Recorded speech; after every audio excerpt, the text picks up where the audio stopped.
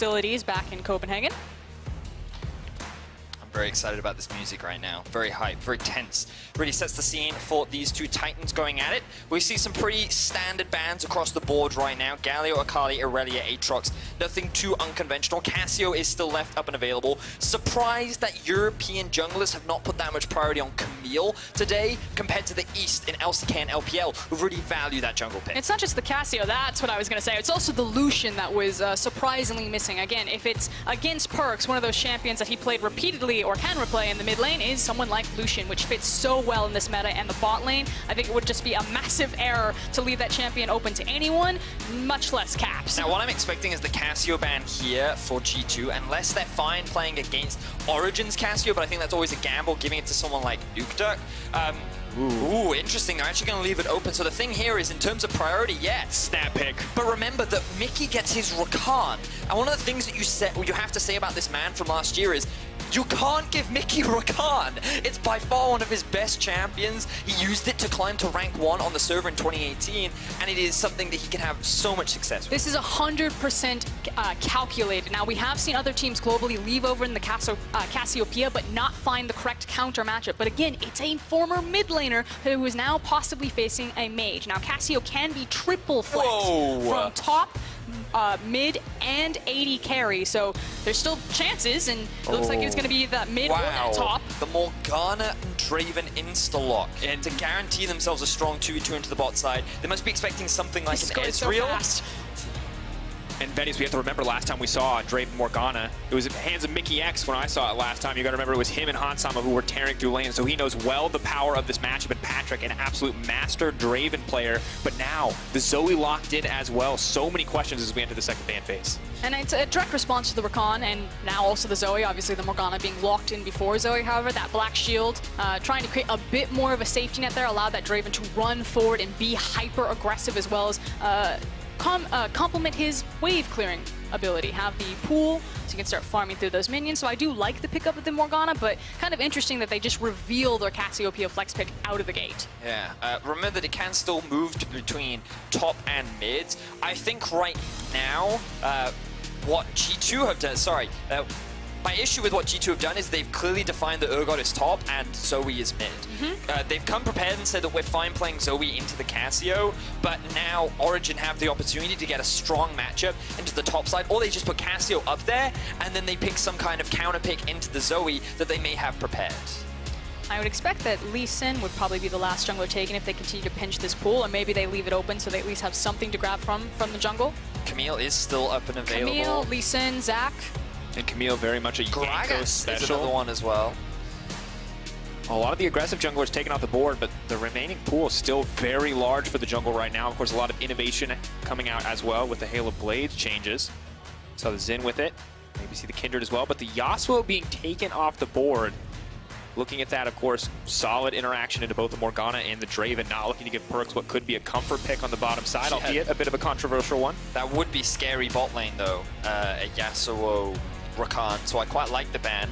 I'm surprised that G2 wouldn't look to try and put more focus on their jungler. There it is! Now the Karthus could be flexed between jungle and bot, but right now expectations are that it's going into the jungle. With a lot of the aggressive junglers taken off the board, I think they're quite happy to blind pick it, and I guess they don't have that much faith in Cold's ability to play something like a Lee Sin or maybe a Camille. And that's the thing, because you can heavily punish it if you do try to group up and get on its face, because ultimately, Karthus late game scaling, if it does go into the jungle, like you said, Vidius, this thing presses our late game and basically wins you the team fight. So anytime Karthus is in the game, it puts a timer that you must win before X minutes, otherwise you automatically forfeit every team fight. Well, it's fortunate then that Origen have drafted themselves a pretty strong early game comp with things like the Draven, Cassio, a little bit more on the scaling side, but you have options, especially with Gragas in the early game. With the amount of damage he can bring, I definitely think it gives you a lot of options across the board. Oh, Will! Okay. Vedius, there's a lot of flex picks here. Frosco, there's a lot of flex picks here. I need you to tell me what's happening. So I think it's Zoe bot, Jace mid, Karthus jungle, Rakan paired up with the Zoe. Rakan is like the only one we know for sure, and that Urgot is probably not going to the jungle. Okay, Karthus jungle, confirmed. Jace, Rakan bot lane, question mark? Jace ADC. I do want to acknowledge OG on the opposite side. They appear to have locked their positions. Scion, Gragas, Cassio with the Draven Morgana. Bot lane. This is back. Like back when They're going to swap. They're going to swap. There's one more swap. I'm expecting it. Just where is Hold it your to? breath. 2 seconds. Oh, There's the swap. We knew it would come through. The Zoe bot lane for Perks. Everyone's been excited to see, ooh, the new AD carry Perks in the bot lane. He's cheating. He's playing mid laners in the bot lane.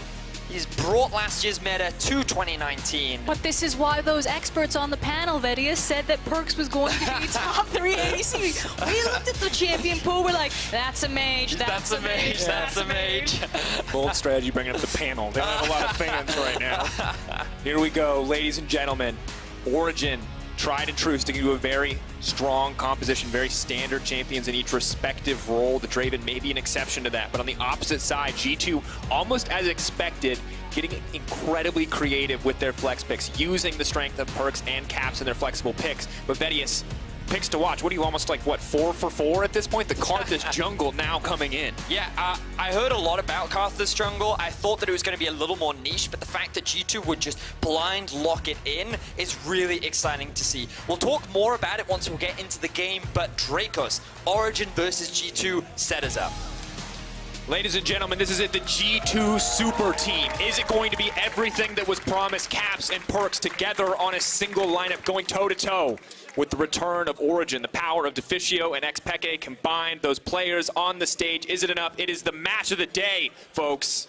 Origen blue side, G2 red. Let's get it started.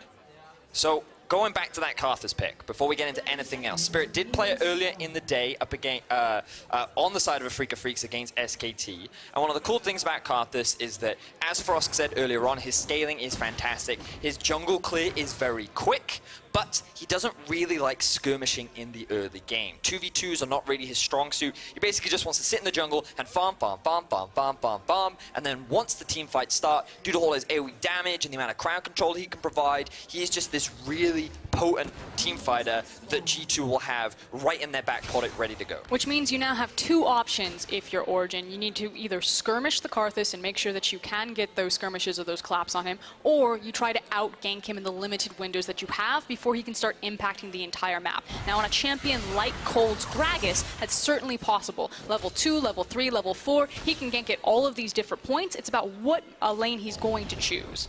That's one of the big questions. I really hope that we see investment towards the bot side of the map from the side of Origen. I think that when you're running a Draven, you kind of have to get him ahead. I think Alfari versus Wonder is going to be a very neutral lane. Mid, it's quite unique for me because I've never really seen a Jace versus Cassio matchup, and I could see it being quite challenging for the Jace because his range isn't that long. And as he tries to last hit the minions, you'll often see Nukeduck landing those noxious blasts on him to try and zone him away from the farm, as you're seeing right now. And as Nukeduck gets more levels, this matchup, in theory, should get harder and harder until Caps completes that Hexdrinker. Now, in the LPL, I see this matchup a lot. That said, it was Rookie's Jace, and Rookie's Jace would normally come out on top in this, but I'm not going to say that that's the standard for how it goes. Find out more. Cold hitting that level 2 point. Not going to see any aggressive ganks coming out yet. And the Karthus, of course, as predicted, just going to continue to farm up. Took the bottom side of the jungle, now headed to the top. Not interested in going to that river any more than he absolutely has to. But I think, as expected, the bottom side for OG right now, just applying the pressure with the strength of that Morgana Draven.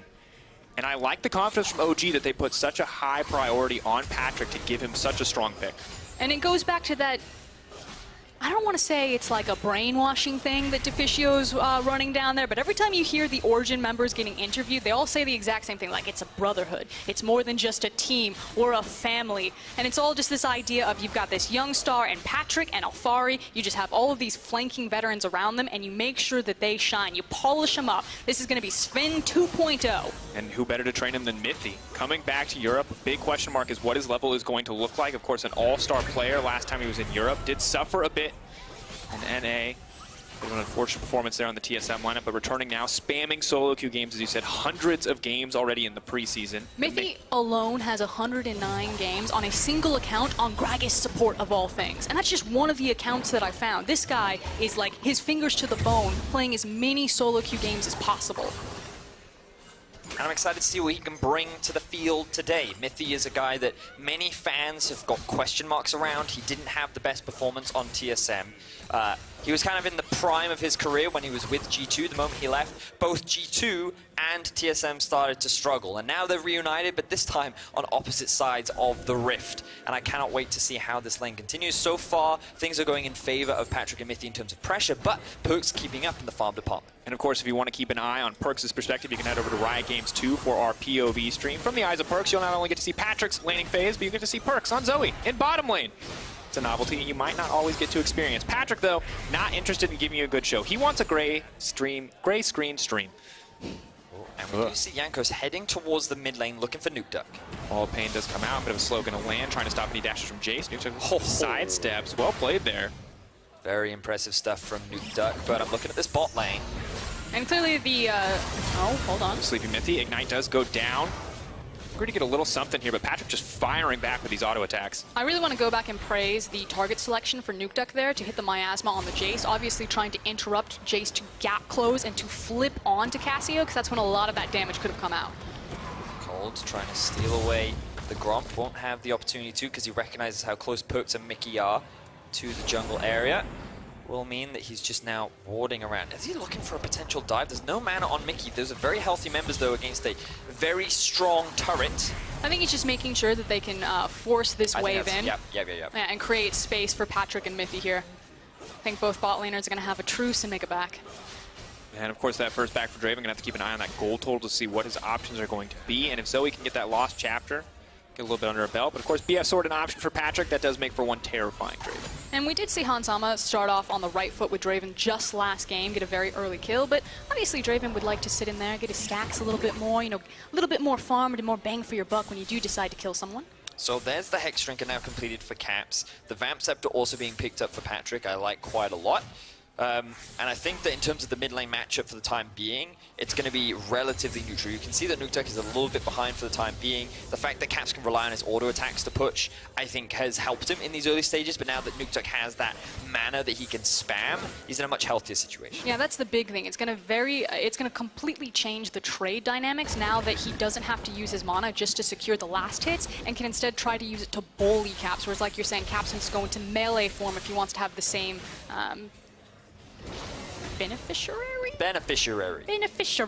And honestly, I'm just glad to see a battle between two strong individual mechanical champions, between two of the best mid laners in our league. No doubt, G2, you know, winning the offseason almost with a single pickup as they managed to grab Caps. Fantastic stats across summer as we do see the banding land, and the comparison between the two is just so interesting. Caps' numbers, out of this world. 14 solo kills. Now, admittedly, a lot of those were on Sir Nuke's-a-Lot's Zyra from that single game. He got about, I think, 6, but still impressive numbers across the board. He just goes to show how strong Caps was last split, and you kind of compare that across to Nuke Duck, who statistically never really looked the strongest, but he is a player, tends to offer a lot more outside of just the in-game. And it's hard to kind of find the tangibles of what that means, but for me it's a lot of the invisible pressure, and again, that veteran status. Every time you talk to the OG members, they seem to have the same framework of mind, they're all moving to the same direction, they knew who they wanted. Nuke Duck, mechanically very strong, but it's more about his presence in team fights, his presence around the map, and his presence of how he's guiding his teams in comms. But also just the amount of experience and knowledge that he has. As you see a bit of a fight down bot lane. Stand aside already used. Binding is going to connect. Immediate cleanse comes out for Mickey. Does not want to let that action continue, and Perk's now trying to fire back. Not going to connect there, though.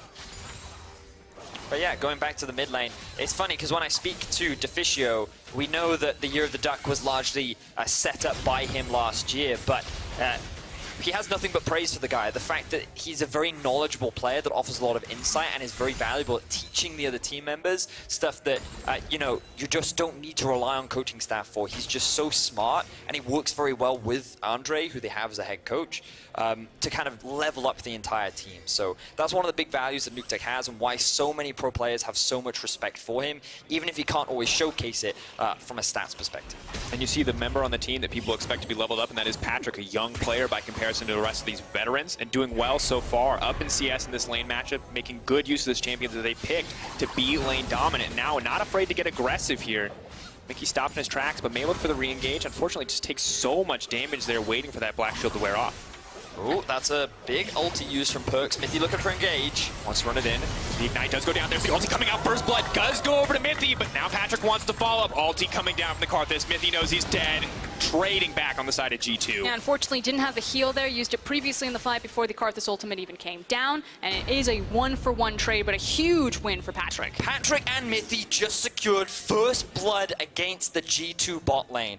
Perks and Mickey, they got outsmarted in that 2 versus 2. Mithy got so close, and it looked like he was going to land that binding onto Perks, immediately turned his attention onto Mickey. He still had his flash, he couldn't react in time, and it allowed OG Patrick to pick up that kill. And it's about how well they're playing around the windows. Perks is throwing all of these skill shots, and every single time they miss, Patrick and Mithy were always in position to punish. And now Mithy's in position to punish once more. Binding not going to connect, but Caps is running for his life. They're going to back off, taking half his health in the exchange there. Good to get out, but aggressive play coming in from Mithy as he moves into mid. And I like to see this from Mithy, roaming around the map, looking for opportunities to help his team. He rushed the boots of mobility, and it's something that all supports will do a lot more these days. Rather than just go straight back to the bot lane, we'll look to work with the jungler to see if they can utilize some kind of pressure somewhere on the map, maybe get a bit of vision down, and maybe even convert it into a kill. And always try to change up your gank paths. Mithy tried that from the bottom side, but try ganking through top. It's more often not ward is off. So keep your eyes on what Mithy does here. He walks up to Perks, makes it look like he's his target, immediately turns on to Mickey. He wasn't expecting it, and if it wasn't for the Ignite, maybe OG walk away with 2 kills, but unfortunately the Requiem is enough to allow the 1-for-1 exchange, and Jankos now, after all that farm, picks himself up a kill. And honestly, the saving grace for G2 in that exchange is the fact that Mithy got the kill and not Patrick. All that farm, all those adoration stacks, not wasted, but definitely not consumed. So G2, not as bad off as they could have been. Both the Karthus pick and the kill to Mithy kind of saving what could have been a very bad play. Right now he's sitting on about 320. Jankos is hanging around. Where's he going to go? Trying to find the knock. Blocked up! Sonya's comes out. Now looking for the fire back. Mithy is going to get taken down. Has he gone too far? A sleepy Draven. Not going to be able to back that one up. Patrick, though, still hungry for blood. And ladies and gentlemen, NA Mithy is dead. EU Mithy is back, at least on the back of those first few bindings. He is looking clean. And Cold is looking for the 3-pointer right now. He just wants Mickey to step forward so he can dunk on him. But that interrupt from Patrick was clean. I don't know if that was reactionary or just luck, but regardless, it stopped the engage from Mickey dead in its tracks, and it meant that OG almost got themselves a kill. At the very least, it will net them 3 turret plates, and OG's bot lane looking good. Looks like we're going to get a replay of it. So. Picture. I think it was definitely in advance because he wanted to interrupt Mickey as he was trying to escape. It was just convenient timing that he was trying to engage at the same time. Doesn't matter, looked cool. Definitely Looked very cool. I gave credit to Mithy. I was wrong. Patrick, powerhouse here on the bottom side. Gets the Bloodthirster as well, so going to be very hard for Perks to poke him out. They're going to have to commit for a little bit more if they actually want to cut through the Draven.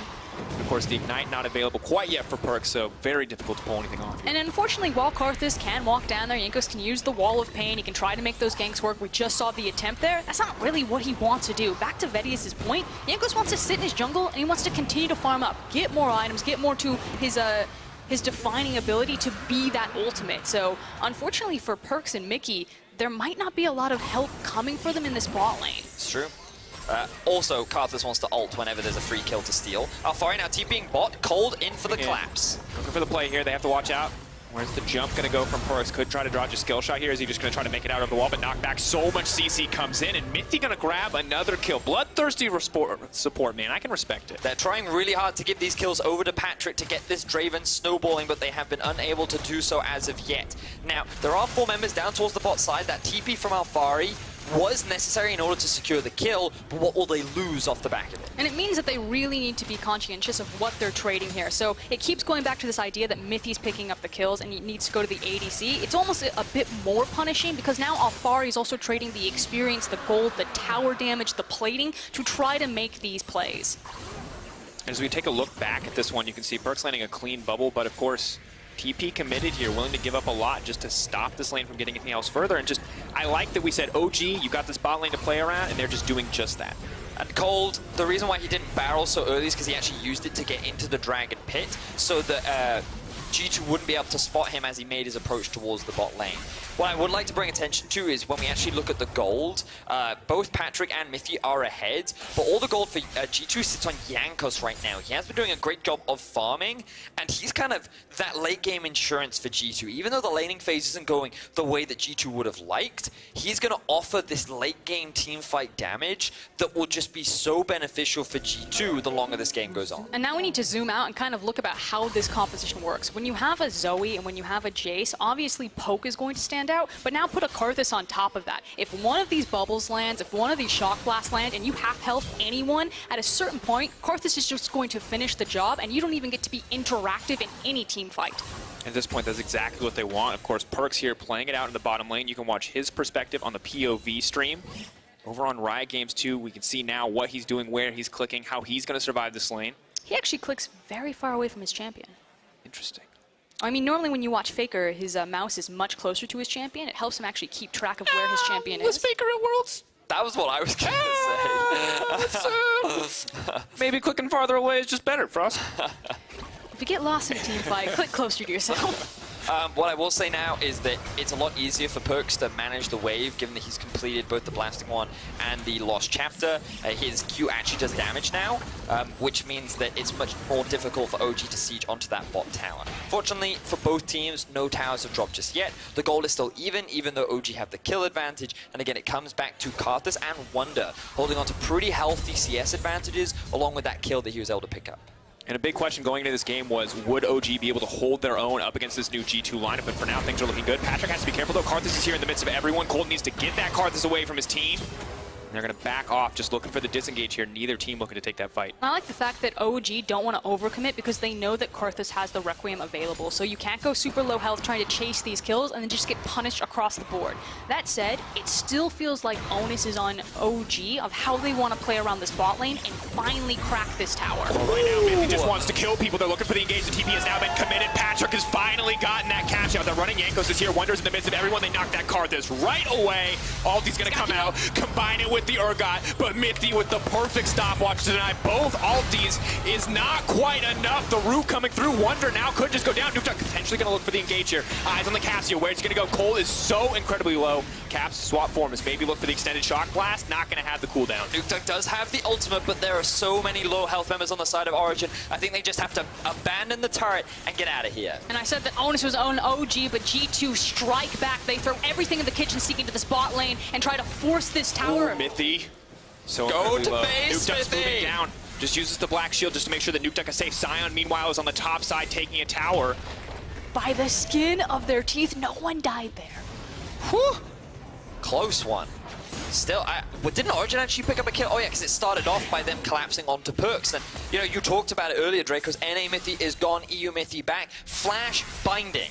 Perks didn't have time to react to it, and this is the second binding that we've seen Mithy land at point blank range. Look at him go. Flash in, secures, even though the ulti came out for Perks, it wasn't enough. And all that extra gold, I believe that was 1,200 gold goes onto the Draven. And then it's party in the bot lane as this will continue for probably the next 30 seconds, and we're going to zip right out of it. And now the Rift Herald taken as well can be used to break that top lane instantly if they want to, but OG starting to build themselves a 1K gold lead, can look to get more, but they have to be careful. Immediately the engage comes in. Goodbye, Patrick!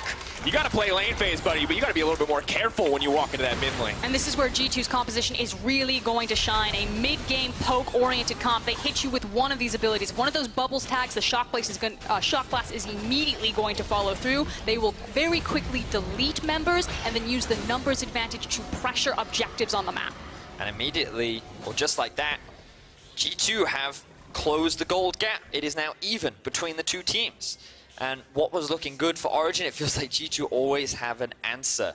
And that's what makes it so exciting. Many people were excited about how these two teams would compete. Some people had doubts around Origen. Some people didn't believe that Perks would be a strong bot laner. But so far, this game is delivering as Mithy looks for another potential pick in the bot side of the map. For now, settling on clearing out a bit of vision. Perk's going to break down the top lane tower. G2 continuing to keep that gold lead at 1K, and OG yet to break a tower. Bit of standing gold for them to pick up, but now that turret plating has fallen off, hard to get anything more than that. I actually like, I think this is quite clever from OG. They knew that they were unable to rotate in time to the top lane to save that tower, and instead they secured their vision around the dragon, dropped the Rift Herald, and just tried to trade objectives. Now they might not get the mid lane tower, but they did enough damage to it. Done a lot here. One more hit. Is it going to come through? Not going to happen in the end. Shelly. Ooh. They can also fall back to their vision. They've got complete control of this bottom river, which is why they want to fight in it. Sleepy Trouble bubbles and bindings. That's what you got to look out for. Watch for the skill shots to connect. Patrick. This man has a Hex Drinker. The ulti's coming out too. The Black Shield's gone, and so is Patrick. Frostgrun, you said it earlier, you said they are not going to interact. They are not looking for the enemy team to push buttons. OG didn't push a single one other than that black shield, and you just watched Patrick drop. That is absolutely brutal. And G2 immediately capitalized, securing themselves another mid lane tower. You know, I was skeptical of this comp at first, but when you see it in action, oh man, it is brutal. Anything lands, any form of damage, the Requiem comes through, and it's more gold onto Karthus, which then makes the Requiem more potent, and this comp just gets more obnoxious and more painful to deal with the longer the game goes on. And what's crazy is they still then have hyper engage like the Rakan, so if that poke lands, you can't run away from it. They will find you, they will chase you down, and they will make you pay. Also, look at that. Ooh. Yeah. But look at here to Cold as well. The Q into auto from Perks just disappearing. The full AP Gragas hasn't really been able to do a huge amount this game, and Jankos right now really stepping up in terms of being really the cleanup crew for G2. And when you look at this, G2 just exploded into this game. It was so slow, back and forth. OG felt like they were winning out on some of these trades, but now that Perks has that first item completed, now that Caps has a few items under his belt, and the Karthus is starting to take off from the farm, they are just so strong. They went from non-existent on this map to killing people left and right. I just like how proactive. They recognized that while they were struggling in the bot lane, that they had a plan about how to fix it. Immediately called down, had all the members, once Jankos felt he was strong enough on the Karthus, and then just turned the tides. This was Patrick and Mithy all day styling on Perks and Mickey early on. And honestly, it just keeps getting harder as Jankos continues to farm up more and more. 2-0-1, yeah, there's a bounty there, but how are you ever going to get on top of that Karthus? And if you do, are you even excited about that? When he dies, he's just going to kill you. What's crazy is about how much base damage he's doing. Oh, God. No! The Requiem's almost up. Mithy, you got to get to base. Run, Mithy, run! This is a nightmare. Jankos is running. He's so quick. He's ready for this. Wonder. All it's going to take. Mithy, you got to go. His ulti. Oh, no. Here it comes. They're looking for blood. They're chasing him down one at a time. It's not interactive. It's not even fair. So much damage has landed. And OG haven't even gotten to fight yet. Maybe not interactive, maybe not fair, but boy, is it fun to watch. So much damage. Do you remember when you were talking about ARAMs earlier? This is the ARAM Nightmare comp. Turns out in 9-1, it's really good on Summoner's Rift too. You've got the Karthus, you've got the Jace, you've got the Sleepy Trouble Bubble from the Zoe. You know, I think the only way this comp from G2 could be more obnoxious is if they had a Morgana instead of the Rakan. But now we are. Perks once again looking Sleepy for another Trouble pick. on a cold. Luckily, Requiem is down. It does have a cooldown, so he will be safe for now. Jankos biding his time, waiting for the next one as the Dark Harvest just continues to stack up. And it's really rough that when you look at OG's composition, their only hard engage is either a displacement barrel from Cold or Scion ultimate. And if the Scion ultimate goes through, you have the Wall of Pain, so it's actually really easy for G2 to say, yes, Scion, come on in, and then separate him from his team, and then their inability to immediately follow up. So OG's comp, I don't actually know how they want to fight into this. I think that G2 actually have a lot of tools to say that, yes, we're a poke composition, and we make it immediately hard for you to jump anywhere near us. Like, you can't force a fight against them. You can't walk through a wall of pain to get to the Karthus. Definitely not against a Zoe, definitely not against a Rakan. Vedius, you talked about this Karthus. You said late game scaling, at a certain point you just lose to Karthus ulting. Have we hit that point? What point are we looking for? Oh no, mate, he has like 1.5 items. He looks like he's foregoing the Morellonomicon and going straight for the Death Cap. And it's kind of like at that point, which normally happens a little bit later into the game, but he's been farming very well. He's picked up 2 kills, is when these team fights really get scary. And like one of the answers to it is Soraka. That was like one of the old school answers, but also just kind of snowballing an early lead. You never let the Karthus get to that point. Unfortunately, OG, while they had a good bot lane, and while things look pretty positive in terms of the game, they didn't snowball hard enough. And now G2 have got to this point where they can leverage their longer range and just slowly chip away at OG whenever they try to do anything. And obviously the Soraka interaction is that when you see Karthus start to time up the Requiem, you yourself press Wish, and so you can try to absorb some of that damage that the ultimate's going to do. But because Morgana came out first, the Karthus was a pretty free pickup. Also, I'd love that you explained that interaction. So he pushes R, so then you push R, huh? They told me to explain. Is he dead? No, they don't need to push R here, Mithy. Dead. Oh, no. He's gone. The engage now coming in as well. The ultimate has now come out. How far will Nuke Duck make it? Trying to run. They're buying time. They're trying to burn him down so the Urgot can bring him back. Is Drowsy. going to happen. Still asleep. Caps looking for the shot. Perk's not going to find it. Yes, there it is. Rakan flying over the wall to back up Caps.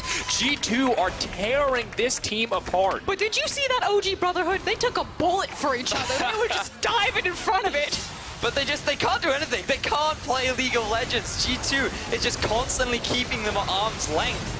And everything that OG tried to do gets immediately destroyed. And honestly, Carlos, the reaction, what else can you do? All you can do is laugh after watching a play like that. This is just so disgusting. Alfari getting a tower back. That first of the game. On the board. Not going to be perfect game today, Vedius. Wow. So this is where things all start. Mithy just doesn't see the Sleepy Trouble bubble come out. At this point, he's like, guys, I'm dead, just run. But Mickey's like, okay, we can engage this. He lands the ulti, the Requiem comes through. They feel like they can keep chasing. And just look at how far G2 are away, yet they're still able to just blast through Origin. And just... How many buttons did you see OG push? I just want to refresh for anyone who's watching. How many auto attacks did Patrick get to throw? I think the answer is 0. They can't get close enough to fight them.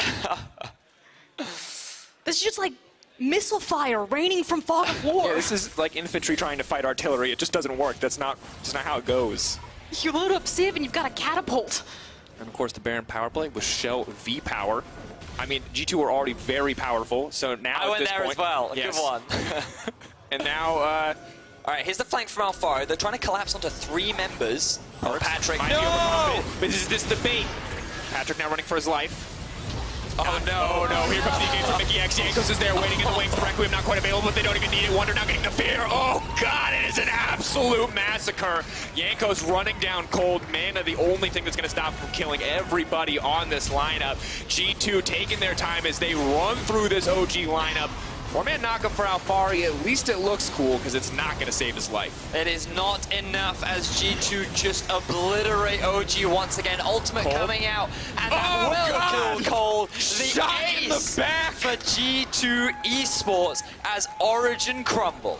The minion wave is prepped for them up into the bot lane. You now have all 4 members, plus the mid wave being prepped. And honestly, G2 are the perfect villains right now. They just pulled the quintessential villain move. They said, I'll let you walk away, and then they shot cold in the back. That is #1 villain classic right here. Oh, Storm man. the base. And honestly, I feel like for the first 15 minutes of the game, I was like, OG can do this. And then the second this G2 composition came online, it was a game of solitaire for G2. They're just throwing skill shots. There's nothing that OG can do right now, and it's looking grim.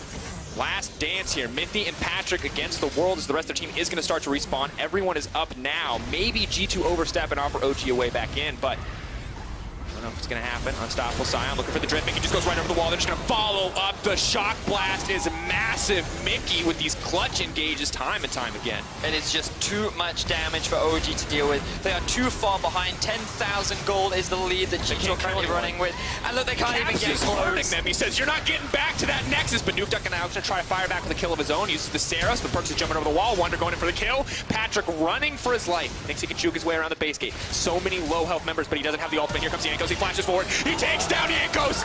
Oh, at least he gets the sweet outplay in the end, but it is not enough at the end of the day. The G2 super team making it look so easy as they tear their way through the Origin lineup. Mithy forced to stand in that fountain, but it's not enough to save him. It's just too much, folks. The poke comp, it cuts him down. G2 coming in here with a statement win, throwing their lives into the fountain and a sign of disrespect as they take their first win. We saw Fnatic fall in game #1, but G2 stand strong, and they look to be the true super team, if not the boogeymen of the LEC, and boy, are they one to be feared. Well, Perk said it in the video. The LEC doesn't know what is about to hit them. And I think I can quite confidently say... When you throw that many skill shots from Fog of War, I was not expecting to be hit by that from G2. 27-minute win.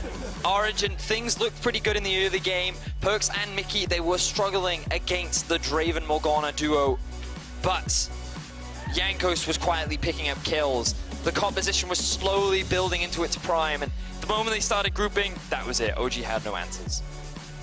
And that was terrifying. And I think if you look at that game and the way that it played out, you see some vulnerabilities maybe in Perks' laning phase getting shut down, you know, having the pick there with the Draven Morgana to make sure that he couldn't do a lot. But when the team came together, one of the big questions was how coordinated will these guys be? But Hey, it didn't have to be coordinated there. They're all just throwing skill shots at the enemy. Very clear game They just plan. have to learn how to aim. That was...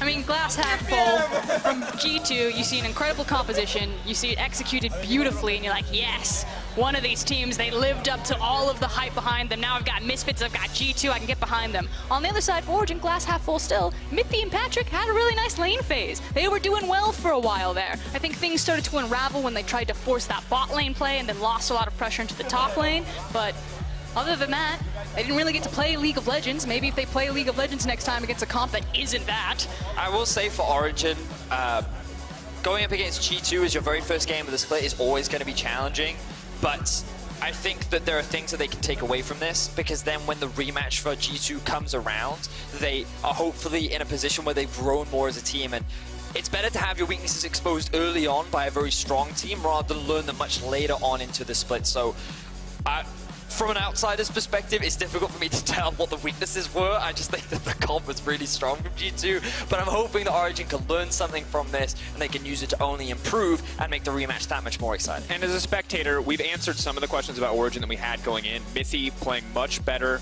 than what 100%. He did towards the back half of his time in NA, so already that looks like an improvement. And Sheriff, a lot of people were wondering why this guy was the priority pickup for Origen, but he's showing he's a mechanical monster. He can compete when he's given the opportunity to do so. Sadly, after 10 minutes, he was no longer given the opportunity to do so, but still, some flashy moments, some incredibly good plays. I'm afraid no, this is Patrick. Patrick.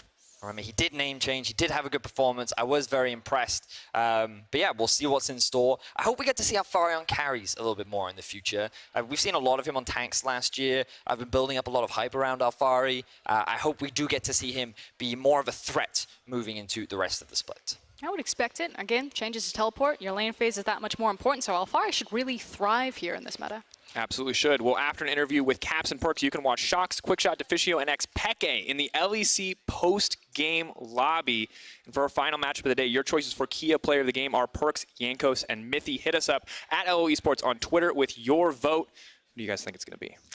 Ooh. Honestly, they might give it to Mithy. They might. It was just like, that was really mean what G2 did. I think Yankos. He pushed that R button. I mean, frankly, at exactly the right time. And Yankos were playing Duck Hunt, and Mithy was actually playing League of Legends, so. Also, Mickey. Mickey was good. But I don't know. I like the push R to win. I feel like Karthus has to win MVP at some point by pushing R, and I feel like if anyone did, it was definitely Yankos. Yeah. He did definitely use it for BM when he killed Gragas in the base. Like, it was a statement kill. That's what that was. Just like, okay, Cold, you can run free. I could save this for the next fight since 4 members of your team are dead, but nope, boop. That one's for you. Got to get that ace. Beautiful stuff from G2. I'm excited to see what they bring out tomorrow. I'm not entirely sure who they're playing tomorrow. It's Fnatic. No, it's not. Oh, you're right. Fnatic plays against Origen tomorrow. That would be a good game, though. I was thinking, like, can you imagine how when you're looking at your schedule and you're like, oh, thank goodness we don't have to play G2 again. Thank goodness we play Fnatic. Yeah. So, like, that'll be the easier matchup. What is happening? G2 Schalke tomorrow? Everything's Perks is going through what is supposed to be the top tier 80 carry list. Like, I'm never going to play an 80 champion. We're playing mages all the time. Remember that meta you hated? I'm bringing it back. Bringing it back. For more on G2's win, let's leave it to Laura, who's sitting down with Caps and Perks. Thank you very much, Dracos. Last game of the day here, and game of the day. What a game for you guys. Congrats on your first victory. So I'm really glad we can talk, because we have so much things to talk about. You were the most spicy team in the off-season, I think. So first things first, how was your first game, Perks? Well, it was a bit shaky, a bit rocky, because I'm playing a new role and I'm not really familiar with like all the matchups and everything, and I'm not really like super confident yet, but I'm quite confident that I will become the best. I just think that this game was a bit hard because they have like Predator jungler and Drea Morgana bot. So we were kind of farming it up in bot. And then when we hit our Luden's Echo Power Spike and there was a skirmish happening, then it started going really, really fast. I don't know, just our scrims, sometimes they go a bit fast, and it was kind of like our scrims, I guess. We'll get back to your performance a bit later. I have something to ask you, Kevs, because you brought some spice in the off-season with the change you made. So I want to know if Medius and Vedius were right in the beginning of the show. Why did you choose G2? Well, I mean, there's a lot of reasons why I chose G2, right? And a lot of people have different theories on why, and I wanted to do it. Like, a lot of people think like I'm trolling, and I mean, I kind of am, right? But I truly believe that like our team has such a high ceiling because we have so good players, and we just play really well. I imagine in my head that we would play really well together, basically. And so far, it's been going pretty well. Yeah. How about you, Perks? How are things been going since Caps arrived in the team? It's been pretty much what I expected. I think that we are like all so good. I enjoy playing with my team so much that every scrim is just like every scrim day is just a blessing. So we are kind of in a honeymoon phase, but it's like lasting for like a month and a half already. So I think that we have a lot to work on in terms of our discipline and mostly our discipline. And overall, like, how do we see the game together? But that's like, we're a new team, so it's all kind of standard. We just have to try a bit harder. Like, we're having a bit too much fun, you know? Like, I mean, I'm really having fun, yeah. Having fun still, but winning so far so good. You were telling later that you make a big change, you two, leaving your lane kingdom, leaving it to Caps. So why did you choose to go to bot lane? I know you used to play AD carry once or twice, but... Well, I chose to go bot lane because I'm not an AD carry. I'm an AD/AP player for G2 eSports. I can't be the carry because there we have top carry, mid carry, jungle carry, and support carry. That's the new thing. So I'm just an AD/AP player. But I chose to do it because I thought that I could be the best in like what I do, like playing bot, right? And it was the best chance of me to get a good roster. So yeah. I think that's the best possible roster I could get, and that's why I did it. You're saying AD and AP carries. So far, the meta has been good for you, but okay, imagine in 2 patches, you can't play APs in the bot lane. You do feel comfortable? I'm fairly confident already that my ADs are on top of the table. Perfect. Are you confident in your bot laner? Yeah, I mean, as like what I've seen so far, I would probably say like during scrims and stuff, he's like probably the second best AD in Europe right now. I mean, obviously there's like another AD that's a bit better than him, right? And that's obviously me, right? But we're gonna save that for another time. So. Yeah, I mean, we have some spices ready. Like Cups has some really good AD carries that he's better than on me, and I have some champs that I'm better than on him. Right? I do, right? Yeah. I mean, Zoe was pretty good today. So. Yeah. So there is a lot to come. Yeah. Awesome. And are you helping him so far? With the knowledge you have as a mid laner and the knowledge you have of the team and how the team works, because you work with Jankos, are you helping him setting up? Well, I think that it's that they're really funny. So yeah, I mean, I don't know. They're not much to say. They're just really funny. Yeah, I mean. Like Perks doesn't like it that much when Mickey laughs, like at Perks, but other than that, we have pretty good synergy so far. They're also cocky as well. I don't know, like everyone, like Wunder always tells me that he's better than me on AD. Mickey always tells me his Gragas clips against me on mid. Cups always brings up his solo kills against me. Like I don't know, everyone is just like so cocky on my team, so I have to like be a bit more humble, you know. And yeah, I mean, I'm very cocky as well. You've always been like this, I think. So. Keep on going this way. Last question for you, Caps. You achieved so much last year, going to Worlds Final, winning splits. What is your next achievement? What do you have in mind for this year? I mean, obviously, like the big thing is like we want to win Worlds and MSI, right? But that's basically what I've always wanted. Even before I joined LCS, like that's. I mean, it was LCS back then. So it was even before I joined LCS and now LEC. I always wanted to win Worlds and MSI, right? And like prove myself and my region. And obviously we failed to do that, like in the final. But I just think, like we're a new team, right? So we have to take like one step at a time. And obviously the first step was beating OG today. The next team is Schalke tomorrow, and then we're gonna take it like one step at a time because that has been proven to me throughout my career to be the best way. When you start talking too much about like the future and how hard you're gonna win and stuff like this, then yeah, it gets pretty bad. First things first, that's a good way to say things. Now you, Perks, how are you feeling about the game tomorrow? He was mentioning Schalke. Well, it's pretty much same as he feels. I feel like one step at a time is the best. I think beating Schalke tomorrow should be doable. And I just don't want to focus too much on winning and more like improving as a team and enjoying what we do together, because I've been very tunnel vision on focusing on winning last year, and I didn't really get to win anything, like actually winning anything. But I got some success at the end, right? So I realized that for myself, it's better that if I just enjoy on the progress and the process that we are doing and having, and just enjoy our time together, and like winning will come naturally with that, right? So yeah, I mean, yeah. Enjoying and taking your time. Those will be the last words. Thank you both for joining me today. And to wrap up this day, we're gonna send up to PGL with Shocks. Take it away.